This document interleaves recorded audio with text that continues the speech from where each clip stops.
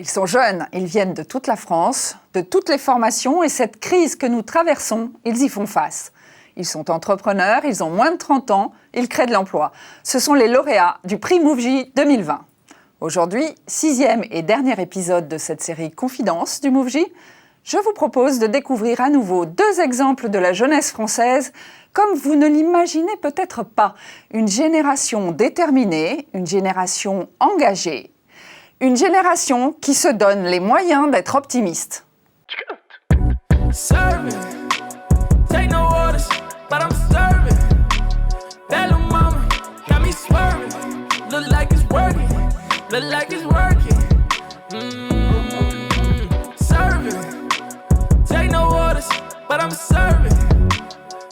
Bonjour mesdames, bonjour messieurs, bonjour les entrepreneurs et tous ceux qui les soutiennent.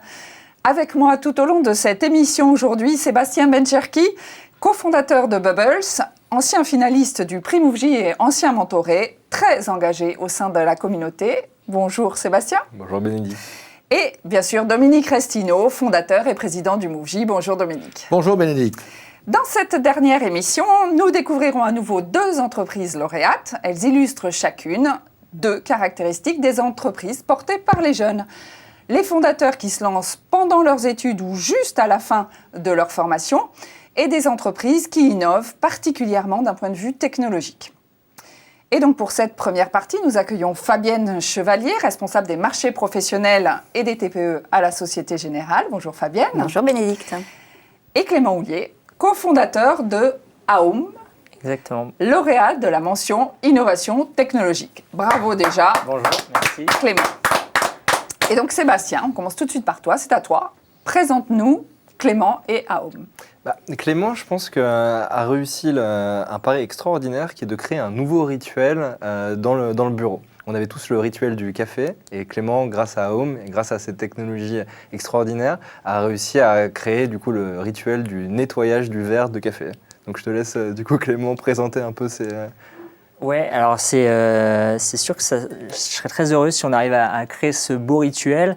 Nous, notre constat était simple et de dire, ok, quelle est la solution de nettoyage si on veut arrêter l'usage unique, le jetable. Et quand on souhaitait nettoyer son verre, sa tasse, son mug, on se retrouvait devant pas mal de problématiques. Soit on va nettoyer aux toilettes et on consomme beaucoup d'eau et en plus c'est pas très très sexy. Soit on nettoie la vaisselle et on s'est rendu compte que c'était extrêmement contraignant dans les entreprises parce que qui le lance, qui le vide, il faut forcément une arrivée d'eau. Et donc on a créé une machine à la vapeur qui nettoie un verre en quelques secondes. Donc on pose son verre, donc là c'est pas la machine finale, je vous rassure. On pose son verre sur un dôme, donc on passe sa main dessus, reconnaissance, un dôme supérieur se ferme, vient totalement encapsuler notre verre et avec de la vapeur on vient nettoyer en 10 secondes, désinfecter aussi puisqu'on est à plus de 140 degrés et sécher le verre pour qu'il soit réutilisable juste derrière et du coup favoriser la réutilisation dans les entreprises. Une belle innovation avec un bel engagement derrière. Dominique, Clément Houllier et AOM sont lauréats de la mention Innovation technologique. Est-ce que, en 2 mots, tu peux nous dire pourquoi avoir une mention spéciale Innovation technologique dans le prix MoveJ ? Comme on l'a dit dans toutes ces émissions, à l'origine du prix MoveJ, ce sont des jeunes entrepreneurs qui sont jeunes, qui utilisent les nouvelles technologies dans les usages, qui sont digital natives la plupart du temps en plus, mais qui parfois innovent. Et dans l'innovation, il y a l'innovation, je parle toujours d'innovation, y compris technologique. Eh bien, ce y compris technologique, parce qu'il peut y avoir de l'innovation dans les usages, dans la façon de penser, dans la façon de voir, dans la façon d'être également, eh bien là, c'est sur la partie technologique, et on le voit, puisque la partie technologique, bien souvent, peut apporter des solutions totalement innovantes, oui, bien évidemment, mais qui va changer les choses, qui va prendre en considération ce que nous voyons énormément au MoveJ, c'est-à-dire des jeunes qui font extrêmement attention à la planète, qui font extrêmement attention à préserver et à ne pas gaspiller. Eh bien là, c'est un excellent exemple. Et j'ai par contre une question, ça tue bien le Covid ? Ouais, c'est le but. Tout va bien. Et moi, j'ai une deuxième question. L'innovation technologique, tu peux nous citer à quels endroits elle est ? Il y en a plusieurs. Donc, innovation technologique et innovation d'usage. En effet, l'innovation technologique, elle est dans le fait d'encapsuler un verre avec de la vapeur. Donc, on a déposé un brevet à ce sujet-là. C'est la première fois, en fait, où on a créé un outil de nettoyage parfaitement adapté à un contenant. Et c'est la première fois que ça arrive. La plupart du temps, le nettoyage, et c'est notre vision, elle est restée très vite dans l'angle mort de l'humanité. L'exemple simple, c'est la serpillière. C'est 1893. On utilise encore des serpillières aujourd'hui pour nettoyer. Quand on voit les avancées sur la partie aéronautique, spatiale, télécommunication, on ne se voit pas téléphoner avec un appareil, un téléphone de 1890. Et on s'est dit, un des éléments clés, c'est le contenant en lui-même qu'il faut aussi repenser avec l'outil nettoyage. Et c'est ce qui nous permet d'avoir très très peu d'eau. On utilise 2 centilitres d'eau par nettoyage, une température extrêmement forte à l'intérieur, on monte à 140 degrés, mais on a un flux de séchage qui vient refroidir le verre. Et c'est le fait de le confiner dans un tout petit espace qui permet d'avoir cette efficacité assez nouvelle qu'on n'a jamais vue sur un nettoyage. Donc c'est tout ce nettoyage-là qu'on souhaite d'ailleurs développer sur d'autres types de contenants derrière, mais avec toujours ce même cœur de technologie. Les gourdes, les bouteilles, un marché qui s'ouvre et qu'on commence à voir, c'est le refill en magasin, enfin vraiment ce remplissage de flacons dans la cosmétique, parfum, crème pour visage, shampoing. Voilà, j'arrive, je reviens avec mon flacon. Par contre, si mon flacon n'était pas propre, il y a la stabilité de la formule qui n'est pas bonne. Voilà. Et en fait, on se rend compte qu'à partir du moment où on se dit expert du nettoyage, il y a plein de gens qui lèvent un peu la main autour de nous en disant moi, ça m'intéresse pour la consigne, le vrac en magasin. Comment on fait pour avoir du vrac non sec en magasin? Si j'arrive avec mon contenant, ils vont nous dire est-ce que vous avez bien nettoyé votre contenant? Si moi je mets une pièce de viande ou autre dans ce contenant-là, si la personne est malade, est-ce que c'est de ma faute? C'est la viande qui a été contaminée? Est-ce que c'est le contenant? Et en fait, on se rend compte que dans la réutilisation, si on n'a pas un nettoyage adapté et du coup assez efficace, parce qu'on ne se voit pas mettre son contenant dans un lave-vaisselle avant de pouvoir le réutiliser quand on va faire ses courses, quoi. Voilà. Ouais, parce que quand on fait des confitures, on lave bien les pots. Fabienne Chevalier, Société Générale, est-ce que tu peux nous présenter en quelques mots votre engagement de la Société Générale avant de poser ta première question à Clément? Alors l'engagement de Société Générale auprès des créateurs, elle est forte parce qu'on est vraiment, c'est vraiment pour nous très important d'être présent à l'installation, mais aussi au développement de l'entreprise. On essaye vraiment d'être là dès le début et d'accompagner le créateur tout au long de la vie de son entreprise. Ce partenariat avec le Mouji, il est très cher pour nous, il est très cher à notre cœur parce que je pense qu'on a finalement les mêmes valeurs que le Mouji, l'accompagnement, l'entrepreneuriat. C'est des valeurs qu'on partage avec le Mouji et ce depuis quasiment le début puisque ça fait 10 ans qu'on est avec vous et je crois que vous avez fêté votre anniversaire l'année dernière. Donc voilà, c'est un partenariat auquel on tient énormément. Et on est aussi convaincu d'une chose, c'est qu'un créateur accompagné est un créateur qui réussit, et qui réussit mieux, en fait, qu'un créateur qui est seul. Et pour ça, c'est très important d'avoir le Mouji, d'avoir un partenaire bancaire qui tient la route, qui peut vous accompagner tout au long de votre chemin. Alors, quand on regarde vos valeurs, vos engagements, la Société Générale, vous avez 4 grands engagements: innovation, digital, entrepreneuriat, transition écologique. On peut dire qu'on a en face de nous le lauréat parfait. Plein dedans. Des questions, du coup, pour ce lauréat parfait? Alors, des questions au sujet de l'innovation. Oui, alors, disons que ce qui m'intéresse aussi de savoir, parce que j'ai bien compris comment fonctionnait le produit, je trouve ça évidemment très, très innovant et très intéressant. Quelle est pour vous la partie, comment vous gérez la partie maintenance, la partie SAV, comment vous êtes organisé? Bon, déjà, avant de parler de la maintenance, on s'est dit comment on peut la réduire un maximum. Donc, on a fait beaucoup de tests de fiabilité. On a une machine qui se veut robuste. On est sur un business model de la location parce qu'on se dit, si on crée ce business model-là, on n'a aucun intérêt à faire des machines qui vont durer que 1 ou 2 ans. L'objectif, c'est d'avoir des machines qui peuvent être tourner sur 5, 10, 15 ans. Et ensuite, nous, on travaille avec, soit en direct avec nos clients, et auquel cas, on a un réseau de techniciens en interne qui sont capables de faire de la maintenance préventive, déjà pour aussi être en amont de la panne. Et si, grosse problématique, on vient directement changer la machine avec des stocks tampons. C'est une machine qui se veut assez compacte, donc une maintenance qui se veut assez rapide. On change la machine, on la récupère. Et ensuite, sur tout ce qui est province, on a des partenaires de maintenance, des prestataires, dans la distribution automatique notamment. Je pense à des groupes comme le groupe Merlin, qui est extrêmement présent à l'Ouest sur la distribution automatique et qui fait de la prestation de maintenance, puisque c'est exactement ce qu'il fait au quotidien, avec des machines à café ou autres. Et donc, ça te permet de mutualiser ces techniciens qui font souvent des déplacements chez leurs clients et d'éviter d'avoir une flotte, nous, de techniciens en province qui n'aurait pas beaucoup de sens, quoi.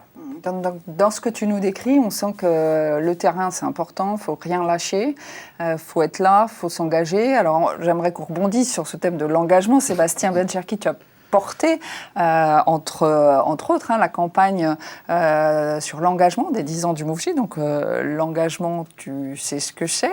Est-ce que tu peux nous dire ce que ça représente, justement, pour toi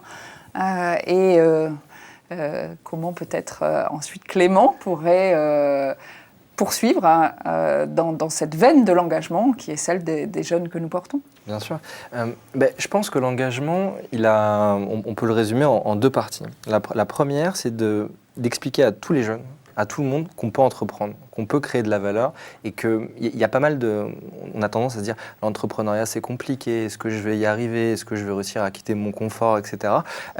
Clairement, on peut. Il y a tout un écosystème qui s'est mis en place, dont MoveJ fait partie sur tout l'accompagnement au quotidien avec un mentor. Les banques aussi, vous êtes beaucoup plus enclines à prêter, à accompagner les porteurs de projets, comme ça s'est vu récemment avec tous les PGE qu'il y a pu avoir, etc. Donc il faut montrer que c'est possible, il faut le montrer à absolument tout le monde. Et ensuite, une fois qu'on a montré que c'est possible et que la personne, l'entrepreneur, s'est décidé à créer une entreprise, il faut...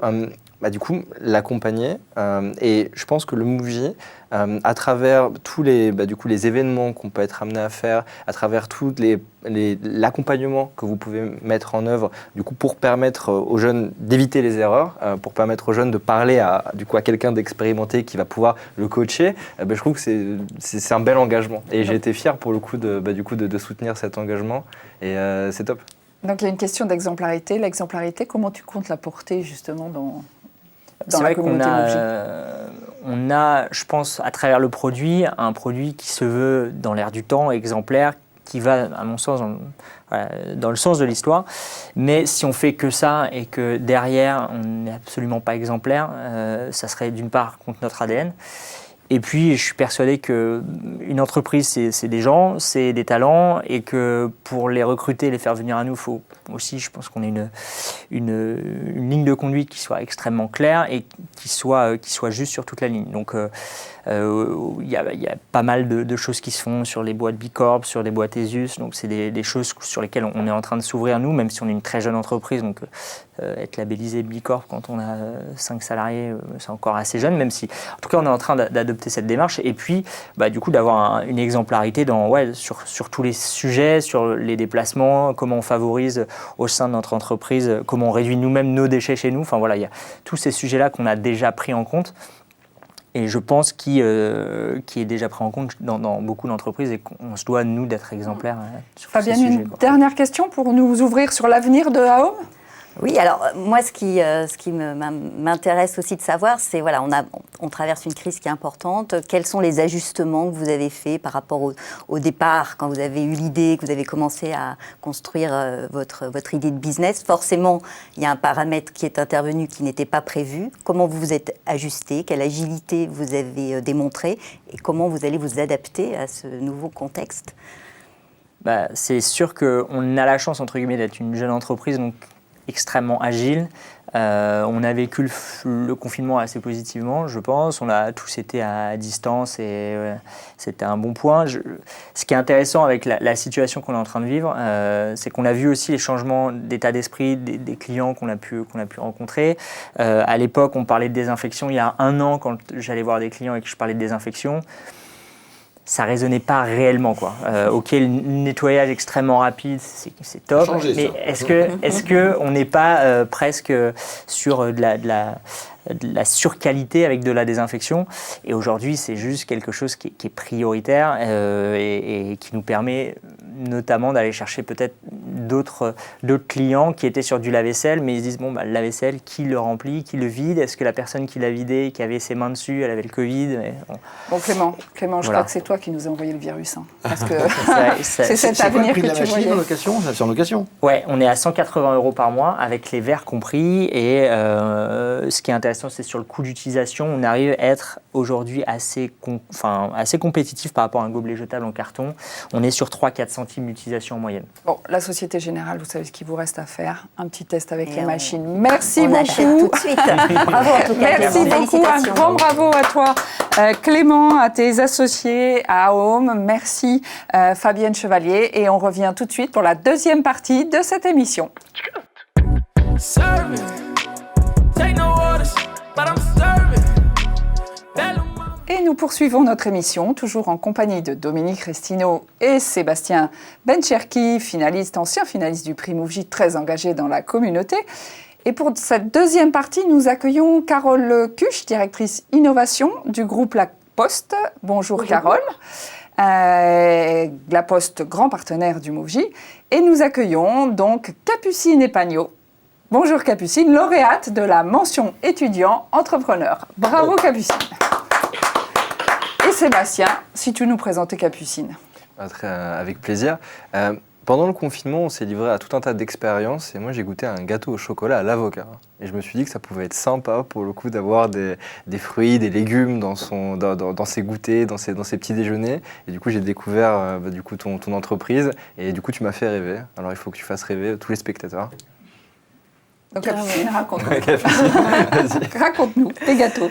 Et bah, en effet, j'ai créé donc Petit Côté, qui est la première marque de pâtisserie à base de légumes. Donc en fait, on fait des gâteaux qui sont des vrais bons gâteaux de grand-mère. Donc ça se présente comme ça, ce sont des parts de gâteaux hyper moelleuses, mais beaucoup moins grasses et beaucoup moins sucrées que ce qu'on peut trouver dans les rayons de gâteaux habituellement, parce qu'on va remplacer toutes les matières grasses et une grande partie des sucres par des légumes dans nos recettes. Et en fait, les fruits, on ne peut pas faire la même chose avec des fruits. Alors, pas forcément avec les fruits. En fait, les légumes, c'est très fibreux. Et c'est ce côté fibreux des légumes. D'ailleurs, on ne peut pas utiliser tous les légumes. Nous, on se concentre principalement sur des légumes français. Donc, voilà, de la courgette, de la patate douce, de la courge butternut, de la carotte. Et c'est à chaque fois des légumes qui ont beaucoup de fibres, qui permettent de faire une texture super moelleuse dans les gâteaux et donc de remplacer le beurre. D'accord, donc tous ces légumes que nos enfants détestent, on les met dans les gâteaux et comme ça, ils vont les adorer. C'est génial. Absolument. Alors, Capucine, tu es lauréate de la mention étudiant-entrepreneur. Dominique, pourquoi une mention étudiant-entrepreneur au Mouv'J? C'est surprenant quand même.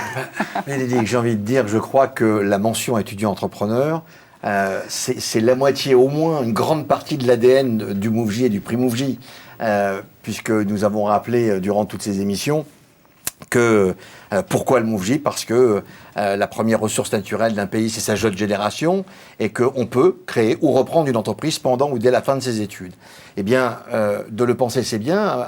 Il y a plus de 10 ans, 12 ans maintenant, ça rentrait pas bien dans les mœurs. Et aujourd'hui, on voit que c'est extrêmement important, que c'est extrêmement développé. Alors, nous sommes quelques-uns à avoir pu convaincre, notamment à l'époque, le Premier ministre de l'époque, qu'il fallait une particularité, un peu comme sport-études, pour que des jeunes qui avaient un projet, qui avaient envie d'entreprendre, puissent le faire dans les conditions un peu spécifiques, de pouvoir continuer leurs études. Et il y avait un tas de points que nous avons soulevés, un programme que nous avons présenté, effectivement, pour qu'il y ait cette possibilité. Et je m'en réjouis parce que bon nombre de jeunes aujourd'hui à travers les pépites, on appelle ça les pépites aujourd'hui, c'était les PE à l'époque, mais les pépites, et le Mouv'J est né le jour où est née l'organisation des pôles étudiants entrepreneurs de l'époque, le 16 novembre 2009, donc c'est un clin d'œil sympa. Donc j'ai envie de dire, le prix étudiant entrepreneur, c'est le Mouv'J. C'est bien une évidence, effectivement. Alors, Capucine, tu as choisi de rejoindre ce dispositif étudiant-entrepreneur, alors que tu sortais d'une école plutôt prestigieuse, hein, tu es diplômé d'HEC, donc 23 ans, et tu rejoins le dispositif étudiant-entrepreneur. Est-ce que tu peux nous dire qu'est-ce que tu es allé chercher, qu'est-ce que tu es allé chercher dans ce dispositif? Est-ce que tu n'avais pas suffisamment déjà de bagages? Que t'as apporté en plus ce dispositif? Alors la première chose, c'est tous les avantages de la vie étudiante. Donc pour un entrepreneur qui se lance, c'est pas évident de sortir d'études. On n'a donc pas de rémunération, on n'a pas grand-chose. On est encore chez papa-maman et il faut quand même qu'on vive pour monter notre entreprise et on peut pas forcément se rémunérer à partir du premier jour. Donc c'est avoir tous les avantages, une carte étudiante, un pass Navigo, toutes ces choses-là de la vie étudiante et un accompagnement. Avec des mentorats réguliers qui nous permettent d'être suivis pendant toute la création de notre entreprise à la sortie des études. À la sortie des études. Donc, mentorat, on n'appelle pas ça tout à fait comme ça nous, mais c'est plutôt de l'expertise technique, mais effectivement, ce soutien est important. Alors, je vais passer la parole à Carole. Carole, donc, tu représentes le groupe La Poste, un grand partenaire. Est-ce que tu peux nous parler en quelques mots de l'engagement du groupe La Poste? Et puis, je suis sûre que tu as déjà une question aussi pour Capucine. D'abord, bravo Capucine. Le groupe La Poste est partenaire depuis plusieurs années du MOVJ, parce que ça fait partie de notre ADN de favoriser le développement des petites et moyennes entreprises qui deviennent des grosses. Donc, c'est une évidence pour l'ADN du groupe, donc je ne vais pas m'étendre là-dessus. Alors, Capucine, moi, ce qui m'intéresse, c'est de savoir quand même comment peut-on arriver à produire des légumes en France en utilisant des chaînes logistiques qui sont, c'est dans notre métier, hein, qui sont aujourd'hui pas complètement développées. On a bien vu lors du Covid que c'était difficile de développer des circuits courts. Comment est-ce que tu arrives à produire des choses magnifiques, visiblement, que je ne peux pas goûter, mais magnifiques, en utilisant notre savoir-faire français? Ouais, c'était un gros enjeu de la conception de la recette, c'est de trouver en fait tous les approvisionnements en circuit court. Donc on n'utilise que des légumes français. Et d'ailleurs, on fait varier nos recettes en fait 2 fois par an pour avoir toujours des légumes origine France. Et un de nos enjeux, ça a été de trouver vraiment ces producteurs. Donc ça, je l'ai fait vraiment au tout début de Petit Côté. Donc j'étais encore étudiante donc à HEC à ce moment-là. Et je suis allée en fait voir des producteurs tout simplement. Alors de fil en aiguille, j'ai été dirigée vers les bonnes personnes parce que on ne produit pas par exemple notre patate douce, elle va venir de Picardie, notre courgette, elle vient du Val-de-Loire. Donc c'est en fait aller chercher des agriculteurs, mais surtout nous on travaille avec des groupements d'agriculteurs, ce qui permet en fait quand il y a des intempéries, quand il y a des il y a toujours plein d'aléas dans l'agroalimentaire, de pouvoir avoir un approvisionnement un plan B, par exemple sur les courgettes, sur les carottes, on a à chaque fois des groupements d'agriculteurs qui travaillent ensemble, ça fonctionne beaucoup comme ça. Et donc ça permet d'avoir un approvisionnement qui est stable et régulier et qui nous permet aussi de monter à l'échelle et de faire des gros volumes, on l'espère, dans les prochains mois. Bravo. Alors des gros volumes, peut-être Dominique, une question sur ce que ça pourrait être l'ambition de Capucine? Un petit peu avant l'émission, j'essaie de savoir où étaient distribués les produits de Capucine. Donc c'est en train de se développer parce que ce qu'elle ne dit pas et que j'ai lu dans les notes, et j'ai envie de le dire, parce que c'est la première fois que je vois, je connais un peu l'école HEC, notamment parce que c'est une école, entre autres, de la Chambre de commerce et d'industrie de Paris-Île-de-France, que je connais assez bien. Mais pour la première fois, je lis « Je suis une commerciale diplômée d'HEC ». Et ça m'a épaté. Parce que, voilà, c'est rare de voir une présentation comme celle-ci. Et je voulais simplement féliciter Capucine parce que faire HEC, c'est très bien, évidemment. Mais avoir ce tempérament de commercial qui est, pour moi, extrêmement noble. Et elle le démontre parce que c'est convaincre des groupements d'agriculteurs qui voient arriver une jeune femme de 23 ans qui sort d'une grande école, peuvent se dire où est-ce qu'elle va arriver, est-ce que ça va être sérieux, est-ce qu'on va faire, et elle arrive également à convaincre, ce qu'on disait avec Benjamin tout à l'heure, à convaincre on peut citer en même temps où est-ce que tu es distribué. Évidemment. Fais-le alors. Donc oui, on est distribué. Alors notre tout premier distributeur, c'était la Grande Épicerie de Paris. Donc ça, c'est une superbe vitrine où lancer des innovations comme Petit Côté. Et ensuite, on est allé chercher. C'est le Colette de l'alimentaire. Exactement, c'est vraiment la vitrine exceptionnelle pour ce type de produit. Et ensuite, on a différents réseaux de distribution. Donc, on a de la restauration, des services de livraison, donc comme Food Cherry par exemple, et également de la grande distribution. On a gagné un prix avec le concours Casino un concours organisé par le groupe Casino en 2019. Et aujourd'hui, on est distribué chez Franprix et dès la semaine prochaine chez Monoprix. Bravo, ça commence très bien, en tout cas, on peut le dire. Ouais, Alors, Et est-ce que le respect, je vais mettre les pieds dans le plat expressément, est-ce que le respect du coût des marges des producteurs, de tes marges également, arrive à être respecté, ou est-ce que c'est très compliqué ? Alors c'est plus compliqué que ce que je pensais, parce que tout est, enfin voilà, c'est un produit, c'est vendu 2,50 € chez Franprix, donc après il faut que Franprix se fasse sa marge, que moi je me fasse ma marge, donc tout est vraiment au centime près. Que le producteur gagne sa vie. Que le producteur gagne sa vie, que l'agriculteur gagne sa vie, enfin que tout le monde gagne sa vie. Donc c'est beaucoup de travail sur les approvisionnements, sur les coûts, sur le packaging aussi, ça c'est très important.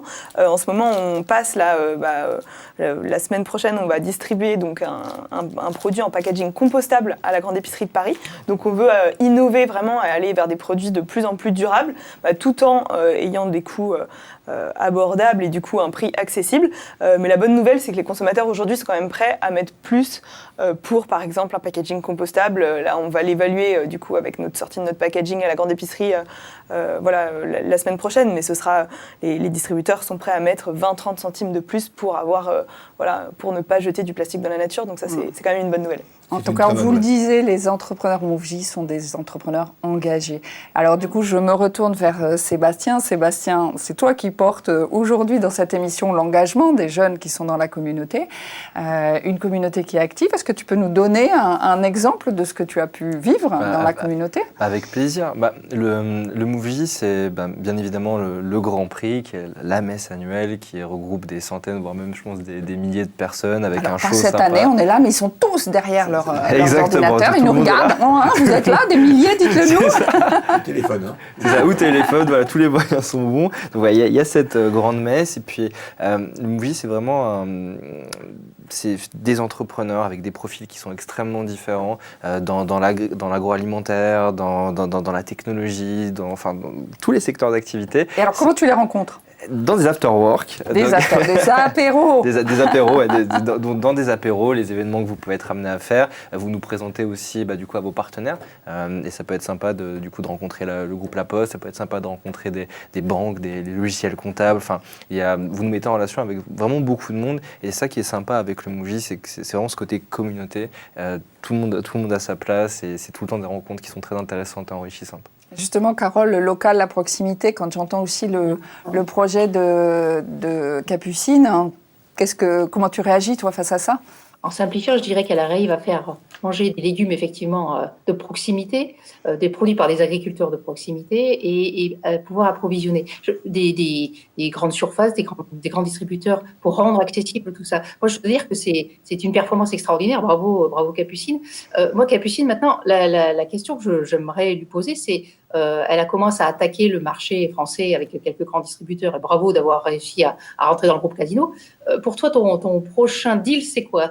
Et comment faire pour aller à l'international peut-être et comment faire pour accompagner ton développement avec plus de distributeurs ? Ça commence à devenir compliqué. Comment tu as vu t'as prévu ton augmentation de chiffre d'affaires, quoi. Comment tu vois ça ?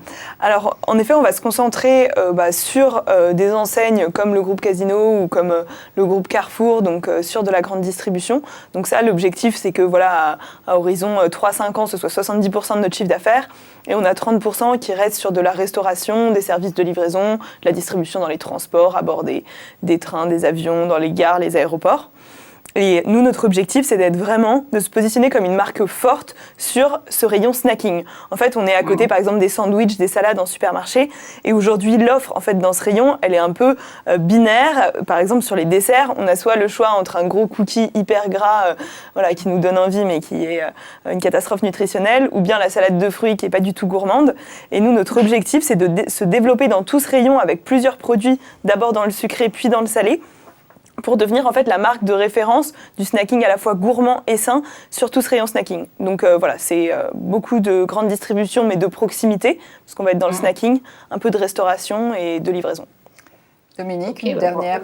Elle a 24 ans, elle est assez exceptionnelle. Elle est assez exceptionnelle.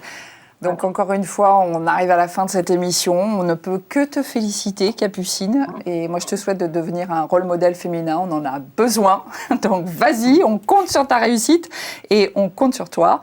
Merci également à toi, Carole, d'avoir été Oui. parmi nous pendant Oui. cette émission. Dominique, un mot de la fin en conclusion, c'est notre dernière émission. C'est effectivement la dernière. Ces 6 semaines sont passées très vite, j'ai envie de dire.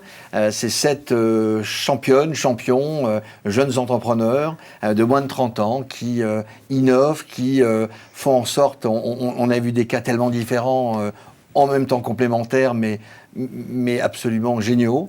Que ce soit du Grand Prix, le prix étudiant entrepreneur, innovation tech, enfin voilà, tous les prix avaient été porteurs de sens et en même temps, à chaque fois, en réalité, et on retrouve cet état d'esprit au Mouv'J évidemment, mais tout ça, ce ne serait pas possible sans nos partenaires, le groupe La Poste, la Société Générale, le CIC évidemment, Manutan, la GSC, BP Création qui nous accompagne énormément également dans toutes nos démarches, dans tout le déploiement, sur nos programmes d'accompagnement de mentorat, à tous nos mentors, effectivement, parce que sans les mentors, on ne pourrait pas faire tout ça, parce qu'il y a le prix Mouv'J, mais au fond du prix Mouv'J, c'est surtout tout le programme de mentorat que j'ai eu la chance d'importer du Québec il y a 15 ans, avec ces mentors, et en complément de cela également, des experts métiers, qui ne sont pas mentors, mais qui ont une expertise, parce qu'ils ont aussi un mentor ne donne pas de conseils, mais ils ont aussi besoin de conseils avec de l'expertise technique. Voilà, je ne sais pas si j'oublie certains de nos partenaires, j'espère pas en tout cas, mais c'est ça qui est important. Et une fois encore, un grand bravo à toute l'équipe du Mouv'J et à toi Bénédicte, parce que cette année a été pour tout le monde très particulière. Mais on a réussi à aller jusqu'au bout de cette remise de prix en innovant.